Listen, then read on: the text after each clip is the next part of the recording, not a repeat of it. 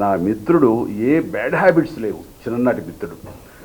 అతను వచ్చిన సడన్గా నాకు లంగ్ క్యాన్సర్ వచ్చింది, లంగ్లో ప్యాచెస్ కనబడుతాయని చెప్పారు డాక్టర్లని. అదే ఎట్లాగా వచ్చింది అని. నీకేం బ్యాడ్ హ్యాబిట్స్ ఏం లేవు కదా, నువ్వు స్మోకరు కాదు, ఏ రకమైనటువంటి ఇవి లేవు, లంగ్ ఎందుకు వచ్చింది, మంచి అట్మాస్ఫియర్లోనే పల్లెటూరులో హాయిగా మంచి క్లైమేట్లో ఉంటుంటావు కదా వెదర్లో, ఎందుకు వచ్చిందంటే ఏమో తెలియదు అన్నాడు. ఒక్కోసారి ఎందుకు వస్తుందో తెలియదు, జెనెటిక్స్గా జెనెటిక్గా పెద్దల నుంచి రావచ్చు, అలాంటి అవకాశాలు ఉన్నప్పుడు అది వచ్చినటువంటి వాటికి తన బాడీని తను విన్నాడు. లేదంటే తన డాక్టర్ మిత్రుల దగ్గరికి వెళ్ళి నాకు దగ్గు వస్తానే ఉంది, దగ్గు తగ్గట్లేదు, ఆయాసంగా ఉంటుంది, ఎన్ని మందులు వేసుకున్నా తగ్గటం లేదు అంటే, ఇన్ని మందులు వేసుకున్నా తగ్గటం లేదంటే దీన్ని తేలిగ్గా తీసుకోకూడదు. ఆ డాక్టర్ మిత్రుడు ఆడు నా స్నేహితుడు తన లంగ్ సంబంధించినటువంటి సిటీ స్కాను అండ్ ఎక్స్రేలు తీసిన తర్వాత ఎక్కడో ప్యాచెస్ కనిపించి వెంటనే వెళ్ళిపో అంటూ హైదరాబాద్ పంపిస్తే నేను అతన్ని హాస్పిటల్లో నేను ట్రీట్మెంట్ అది చూపించడం చూస్తే ఇది క్యాన్సర్ తెలిసింది. అయితే ఫస్ట్ స్టేజ్లో ఉంది కాబట్టి హీస్ నౌ